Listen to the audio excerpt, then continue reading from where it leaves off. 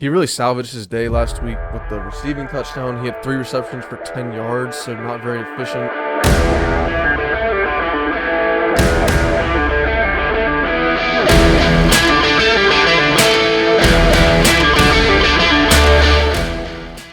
What's up, fantasy football friends? Today we are bringing you the Monday night game wrap-up and the Thursday night game preview for fantasy purposes. But first, we got some news. The news guy, that's who I am now. So start off in the AFC, guys. Austin Eckler is nursing an ankle injury right now, missed Monday's practice. Just something to keep an eye on this weekend. You know, keep your star running back healthy. I don't think it's anything too serious. If you're an Eckler owner, just keep an eye on it. You know, Rodgers or his Achilles, guys. I'm sure you were all watching the Jets-Bills game. If not, you know the news by now. Very unfortunate series of events on the literal 4th play of the game. Just another devastating one, just like J.K. Dobbins. It's like, dude, you know, new team and like 60 to 80% of ESPN Sports Center or ESPN or Sports Center in the offseason was Jets, yeah, so Rodgers, and they got us all cooked up, all warm and roasty, and then just whoever's writing this script is doing a bad job. Hey, Jets still pulled out the dub, guys. So yeah, you know, always good. So moving to the AFC South, Anthony Richardson, guys, knee ankle injury in that game, got pulled out for the last drive. Minshew filled in. Avoid serious injury though, so that's good. We'll have to see how his practice reps are, what that injury designation is going into this weekend. A lot of news from, not a lot, guys, but just 2 bits of news from the Steelers. Deontay Johnson, hamstring injury. Hamstrings, dude. Going crazy already. Deontay Johnson, guys, hamstring missing a few weeks. Cam Hayward, the defensive tackle with a groin injury, missing multiple weeks. So could impact that defense, hurt the offense's potential with Deontay Johnson being out there. Gonna see Allen Robinson fill in. Not that he's a slot guy, but Calvin Austin is also someone to keep an eye on. On the Ravens, guys, Marcus Williams, the free safety, tore his pectoral. Extended time out. Might need surgery to be out for the season. Marlon Humphrey's already out in that secondary, their star corner. So, guys, we could see more high scoring against the Ravens. Obviously, they played the Texans week 1. Not a big potential team there. But in the future, it could be a big development. And Tyler Linderbaum, the center for the Ravens, ankle sprain, guys, week to week. So I don't expect to see him out there this week. Although this is offensive lineman, we know they're tough. So could see him out there. Something to keep an eye on for the running backs for the Ravens. Also, Lamar Jackson's protection. And also Ronnie Stanley for the Ravens. Ravens taking a lot of hits, man. Ronnie Stanley, their Pro Bowl left tackle, knee sprain, guys, week-to-week basis also. So just something to keep an eye on. Could hurt. Obviously, you're going to start Lamar Jackson. You drafted him in the 3rd, 4th round, something like that. You're starting him, but might have to temper expectations. Moving over to the Cardinals, Josh Dobbs is announced the starter again for week 2. Kind of expected. Nothing spectacular there. Played a solid game, albeit, you know, in a unfortunate situation in Arizona, but they played a good game, solid game against Washington this past week. So Josh Dobbs is going to be the starter yet again. Well, the situation's unfortunate because of Josh Dobbs being the quarterback. Yeah, I guess we can say that. It's just nothing to be excited about there, except Zach Ertz, right? Of course. Guys, J.C. Horn for the Panthers, corner hamstring, multiple weeks, so could hurt that secondary. If that's obviously their number 1 corner. So if you got a receiver going up against Carolina, that's a green light for that guy. Gainwell, guys, who we will get into in our Thursday night preview here coming up, aiding a rib injury, did not practice today or on Monday. So keep an eye on that. Short week on this Thursday night game going against the Vikings. Obviously, if he is out or even doubtful, DeAndre Swift, I know he only got 2 touches last week. Don't want to ruin too much of our preview, but certainly would be arrows going up for him. Yeah, I wouldn't be surprised to see Gainwell take a seat this next game. Rib injuries are not easy to play with, especially a running back. Yeah, you saw how much Herbert struggled with that, and as a running back, I mean, to take those types of hits is going to be pretty hard for him. Yeah, so for sure. Moving to our Monday night wrap up, as we already said, guys, the Jets pulled out the W in an electric punt return for a touchdown. Yeah. We were watching that live. We tried to live stream it for you guys, but we couldn't get it up in time. But it was electric. When he caught it, my first thought was, oh my gosh, he might, because the space he had, it just looked good. But obviously the headline here, guys, Aaron Rodgers out, Zach Wilson filled in, didn't do that great of a job. Albeit against tough Bills defense. So, have to see how that plays out. Doesn't get much easier next week going against the Cowboys this upcoming Sunday. But Breece Hall, well, your guy. I'll let you talk him up a little bit. My initial thought was that he's lost a step due to the knee. He said that he got tired on the play, so hopefully that's what it was. Because on that 83-yard run, guys. Yeah, he did get caught up, but if he was tired, I mean, then that's all the explanation I need. Breece Hall is absolutely sick. Someone that I had last year and loved. Yeah. That's what I got to say about Breece, man. He's a beast. Yeah. And I think that expectation-wise, he'll get 2/3 of the snaps. Start him. I think he'll get 2/3 of the opportunity there, and Dalvin Cook will not be irrelevant. But Breece definitely looked like the better back. Yeah. I mean, I was going to lead right into that, guys. Dalvin Cook had 13 carries for 33 yards. And Breece Hall had 10 for 127 yards. So, obviously the averages are far, opposite ends of the spectrum there. Dalvin Cook did see 3 targets, 3 receptions, 26 yards. So they're both going to see, modest passing work. But Breece Hall obviously has the step over Cook in terms of ceiling and probably even floor here on out. If you have Breece Hall, guys, I'm going to say it again, start him. He's in your lineup. Yeah, he's a starter from here on out. But so Garrett Wilson, guys, had an amazing catch for a touchdown. Did see 5 targets, so led the team as expected. Only had 34 yards on his 5 catches. His stock obviously takes a big hit with Zach Wilson being the quarterback there. Just the inaccuracies. Obviously, nothing against Wilson. He was probably a second-round pick in your league. But just a really unfortunate hit to his stock. You're going to start him, though. No doubt, week in and week out, just because of the talent he has, guys. So do not bench him, even though you're probably going to have some rough weeks. You just got to ride it out, take the gamble. He's going to give you good weeks. But it's unfortunate for that entire offense, for that entire team.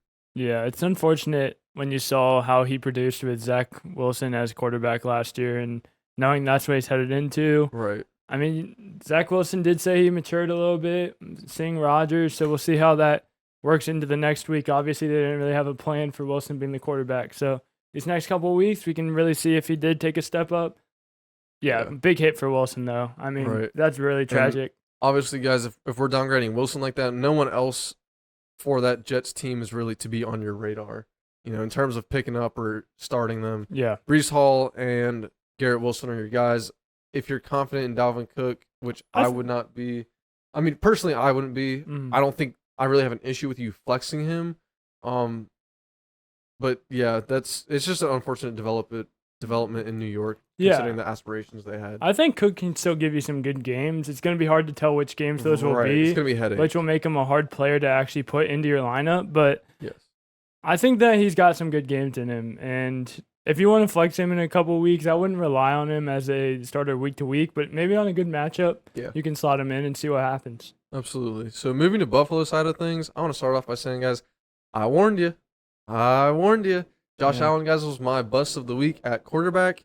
Ended up with 4 turnovers, 3 picks, and a lost fumbled the ball twice, lost one of them, recovered the other. Ended up with 236 passing yards and 1 touchdown, 36 rushing yards. So, guys, we've seen him the last 3 games now, going back to the first 2 games of last season against the Jets. Struggled immensely, and yet again, same sort of output. I'm not really worried about Josh Allen, though. I think he's fine. Again, this is just a matchup-based thing. But moving to the running backs, James Cook, 12 carries for 46 yards. Nothing spectacular there. He did see 6 targets, though, which was second on the team. So he's obviously the lead back there. His receiving kind of saved his game there. Yeah, again, 4 receptions. Yeah. And this is something that worries me about. You can put Lamar Jackson in here too. And Josh Allen is, towards the end of last season, we saw kind of like a ruffled up Bills offense. They looked a little bit out of sorts. Yes, this Yeah. is a bad matchup with the Jets, and I do expect them to get better. But I think that Josh Allen's floor as a QB3 is no longer there. I think he could fall a little bit because he's making more and more reckless decisions on a weird. week-to-week basis. Lamar Jackson, we saw him struggle, Mm-hmm. and he hasn't looked the same No. since last year in the beginning of the season, really. Right. So I don't know. Those are two guys that kind of worry me personally. Obviously, still week 1, so it's going to be hard to tell until about week 5 or so how these people actually project to be throughout the rest of the season. But yeah, I don't know. Yeah. If I was a Josh Allen, Lamar Jackson fan, I would be A little bit considering concerned. putting together. Raising concerns. Yeah, I'd be putting together some type of trade probably, Yeah. and seeing if I could go grab, a Brees and another good asset. All right. Receiving guys, Stephon Diggs dominated. Nothing more to say there. 13 targets, Yeah. 10 receptions, 102 yards, and the touchdown to cap things off. So Diggs guys picking up right where he left off from last year. I mean, he's pretty much one of those guys that's matchup proof in your lineup week in, week out. Outside of that, guys, nothing really encouraging. Gabe Davis, 2 receptions for 32 yards, which means you're probably, if you had him in your lineup, you're probably really disappointed, and then you'll keep him on the bench next week, and that just means he'll boom next week. So something to take note of. But Yeah, this is also, I don't think you were starting Gabe Davis No, anyways against these Jets. So maybe I'd play him next week if I had him. Yeah. And unless you have a really strong flex, right. I would play him next week and see what happens. Dalton Kincaid, guys, I do want to highlight that him and Dawson Knox both tied for 4 targets, and similar yardage output, almost exactly the same. Kincaid had 1 more reception, so I feel like that could be a headache for that tight end position in Buffalo. Something we see where they end up putting up similar stat lines. It's just kind of like if one of them gets the touchdown, they're going to look a lot better throughout that series, throughout those games. So going to be a bit of a headache on figuring that out, in my opinion. Yeah, if Going you're considering starting Dawson Knox or Dalton Kincaid, I would consider dropping them and picking up Zach Ertz off your waiver wire. He's going to be much more reliable for you. Or Sam Laporta. And they're going to be much more reliable, much more consistent. The clear tight end ones there. All right. So, I mean, there's good options that you can go for that people still aren't talking about, really. Right. So, guys, that wraps up our Monday night. Now, getting into the good stuff for the upcoming week, because we got more football to play. So, guys, Thursday night game. A lot more football to play, which is always a good thing. So, guys, coming up, Vikings going in to Philadelphia. Gonna be an interesting game. Obviously, both games for these teams, I think, turned out not exactly like the general consensus would expect, with the Vikings losing their game to Tampa Bay, guys, which was really just amazing, I guess, in a certain sense. And then Philly just didn't look like themselves from last year going against New England. Jalen Hurts, guys, did not finish.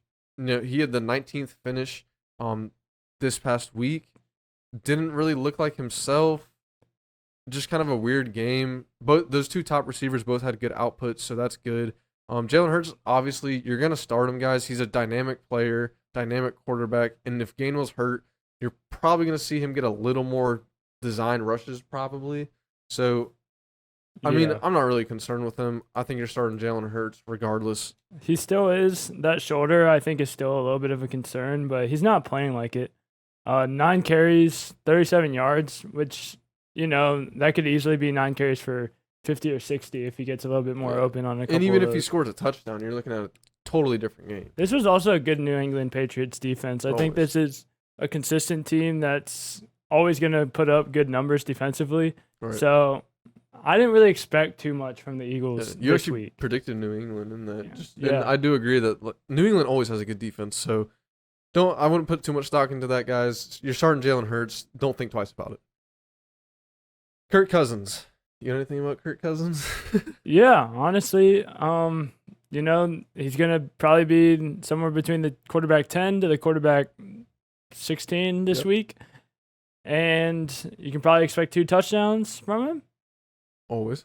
Yeah, he was QB9 last week, put up over 300 yards. So, you know, you're gonna see passing from him. I don't think they have a great offensive line in terms of what their ability in the run game. So you could see, dump offs and stuff like that to aid that run game. Kirk Cousins, these guys, is gonna see a lot of volume. Um, a stout a stout Philly defense that really got shredded by Mac Jones last week though. So, Yeah. Jones put up 3 touchdown guys. 300 yards. So, not that I think Cousins is going to do exactly replicate that, but I think Cousins certainly has a good ceiling. Um, a guy who's if he's your starter, then you're starting him. So I have no issue with playing him. Not that I'm going to go out and get him if he's on your waivers or anything, but if he's your quarterback, go ahead and feel good starting him. Right. Yeah, he's just a subbing guy. Probably not your quarterback one, Right. and he's got a pretty safe floor. Yeah, and that's kind of how we were describing him throughout the whole offseason. You know what you're getting from him. He has a safe floor, not really going to boom for you in many weeks, but solid quarterback to have nonetheless. Bad matchup though, so if you do Yes. decide to play him, definitely temper your ceiling. Know what you're getting yourself into. Right. So moving to running backs for Philly guys, we already touched on this earlier, talking about the news. Kenneth Gainwell, DeAndre Swift. Kenneth Gainwell, guys, aiding that rib injury, has not practiced Monday or Tuesday. Something to keep an eye on if you are a Gainwell owner. Even if he plays, that's like Carter was saying, that's an injury the guys that we see reoccur, get re-injured. It's hard to, especially as a running back, you're taking shots like that. So I mean, I wouldn't play Gainwell or Swift this week, but if Gainwell is out, I'll take that back. If Gainwell's out, I probably would recommend getting Swift into your lineup, honestly, just because there's no way he doesn't see volume. Yeah, if Volume's Gainwell's king. out, you can play Swift. Yeah, I think that's safe to say.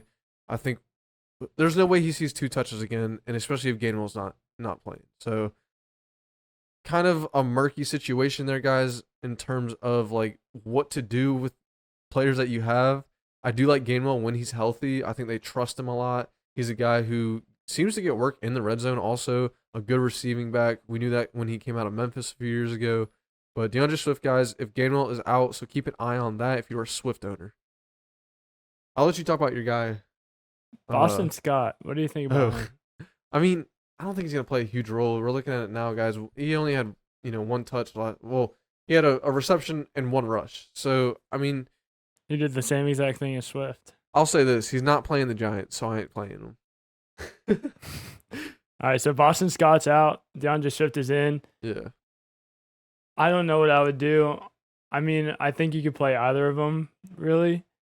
And just kind of, from what we have, I mean, this is going to be a running back by committee.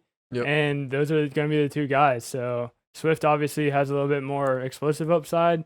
Scott, I think, has a lot of the goal line work. Yeah, I think he gets that. I mean, obviously Jalen Hurts gets the most goal line work, but I think Scott's right after him. So I think you can start either of those guys as your flex if you really need to. Yeah, so moving to Vikings side of things at the running back position, we got Alexander Madison, obviously as the sole guy that we're going to focus on here. Ty Chandler backing him up, but Madison, guys, not a great output as we mentioned in our Monday or in our Sunday wrap up.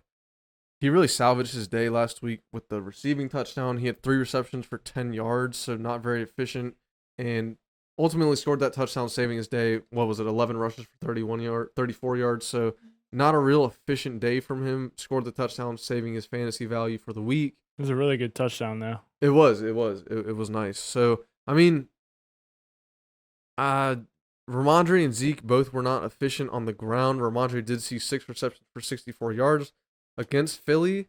So Madison, we could see some receiving upside, but it's gonna be rough in my opinion.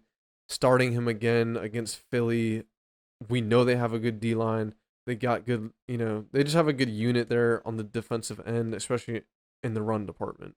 So, guys, Madison, to me, this is how I would assess it this week. He's one of those guys that you probably drafted 5th round, top of the 6th as your RB2. Play him if you have to. If he's your RB2 guy, you're going to play him. I would just, again, I'm going to say temper expectations. I'm not real confident with him. Yeah, I have no problem playing Madison. I mean, he's clearly the running back one Yeah, there. He's gonna volume's king. see, yeah, he's gonna see the opportunities. And yeah, as you said, you drafted him to be someone that you play, Right. and he's got no injuries, nothing like that. So you're obviously playing him. Yes. Of course, Eagles matchup. So Yeah. So, I got no issue playing him, but just temper expectations, guys. So, wide receivers, got the two studs there in Philly, A.J. Brown, Devontae Smith. Both guys had 7 receptions last week. Devontae Smith got the touchdown, so helped his day because he only had 47 total yards on 7 receptions. A.J. Brown had 7 for 79, so a little more efficient than Devontae Smith was. As I said, Devontae Smith saved his day with the touchdown. Both of those guys, you're starting in your lineup confident with both of them, typically second and third round picks in your draft. I got no issue playing them. You're not, against a Vikings defense that to me is Swiss cheese out there. yeah, So, not much more to say out of them. You're going to see the targets from them. You're going to see the usage. you're definitely starting him. Yeah, definitely starting them. J. Jeff and Jordan Addison, guys, those are the KJ Osborne is not on my, playable radar really. I think Addison's going to take that role even though he did only see I forget his snap percentage. It was lower than KJ Osborne, but guys, Addison's just a talent that's you're not going to keep him off the It field. was right around 60%. Yeah, so Jefferson, guys, obviously we know who he is, the consensus number 1 pick. Not going to say much about him. You're starting him week in, week out. And then Jordan Addison, guys, if you need a flex, I have no issue flexing him. So, tight end, dude. Not a good one for Goddard this past week. Literally a dud. Mm-hmm. So, I mean, you're He's gonna better than play him though. Yeah, he's better than most other options Yeah. at the tight end position, and he's on a team that has been explosive in the past, has scored a lot of touchdowns. So you're obviously playing him. I mean, I don't really you got have no to choice. talk a lot about why you should start Goddard over Hunter Henry off the waiver wire. If you have Zach Ertz, that's something. No, I mean I would still probably play Goddard over Zach Ertz, but with caution because Yeah, I mean, You know. guys, Goddard's not gonna, he's not gonna get 2 targets and 0 receptions again. right. Again, a guy you put some stock in, probably drafted him in the 6th or 7th round to get one of those higher end tight ends. So, Yeah, he guys, was kind of the last of that. right, he's the tier. last of that. Not Evan top Ingram. tier, but Yeah. the guys that we expect to give you an advantage week in and week out, Mhm. undoubtedly. Yeah. Obviously, didn't accomplish that last week, but all the more reason to have a bounce back week this week. Right. So a guy that if I have him on my team, guys, I'm playing. And then last but not least, T.J. Hawkinson had a high volume game last week, guys, against the Buccaneers. Finished with 8 receptions, only 35 yards though, so 4 yards per catch, which is really uncharacteristic. If you told me Hawkinson was getting 8 receptions, I'm telling you he's getting, at least 60 yards. So we see the usage there. So that's encouraging at the tight end position. That's all you want to see. That's all you can ask for, really. Yeah, if you're in a PPR league, you're happy with Hawkinson last Right. week, and if you're not, you're pretty Yeah. befuddled. Befuddled? Bef- Befuddled. yeah, befuddled. Confounded? Something. Someone help us. You're please. confused. Confused. You're confused. Hawkinson's confused. Hawkinson's confused. He just forgot he was supposed to run He down the forgot which field. way to go, I guess. Yeah, he just started, just caught the ball and sat there. Yeah. Yeah, 8 receptions, 35 yards. That's not going to get repeated. Nah. You're going to see with a long of 14, which means that he had a 14-yard reception and 7 other 7 for receptions for 21. 21. So he was averaging 3 yards a 3 catch essentially. outside of that, yeah. That's pretty crazy. So, guys, starting both those tight ends, starting the stud wide receivers, proceed with caution on the running backs, and then Jalen Hurts, you're starting, obviously. Kirk Cousins, guys, if he's your starter, self-explanatory, start him. I'm not saying go out of your way to go pick him up off your waiver wire so that you can get him in your starting lineup, though. Last thing I'll say is start both kickers. We don't usually give advice like that, but I'll say start both kickers. I think it's going to be a solid game for kickers. And then I would say certainly start Philly's D. You're obviously starting Philly. What? Yeah. I'm starting Philly's D. They're too electric not to play. I guess it just depends what else you could I go pick stream up. defenses, guys. There's a couple good Eagles isn't really a defense that's on the waiver wire though. That's true. like there's a couple good defenses. Like New Orleans has a good matchup this week, Always check at your Carolina. waivers, guys. And I really like that New Orleans start. Yes. There's a couple other ones out there. Yeah. I'm like I don't know. We shouldn't give advice on defenses, but like guys, I'm a streaming king when it comes to defenses. I just play the matchup I pretty much have a new defense every week. I just drafted Washington because they had the Cardinals week 1, gave me 11 points. So that's just another tip, guys. Stream your defense. Don't put too much stock into a big name unless you do have one of the top ones that, if you have the Cowboys, Jets, Bills, a team that's like obviously going to be really good on D. But outside of that, guys, always stream matchups for defenses. Same with kickers. Yeah, Saints, Panthers. I like that Saints, and Colts, Texans. I like the Colts there. Yeah.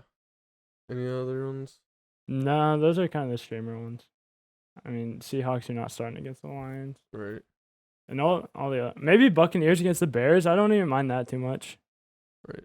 Yeah, guys. So just a little fantasy tip for you there. But guys, that wraps up our Monday night wrap up and Thursday night preview. Hope you got some good nuggets. If you have any questions on who to start, waiver wire pickups, guys, you can go see from our video put out today.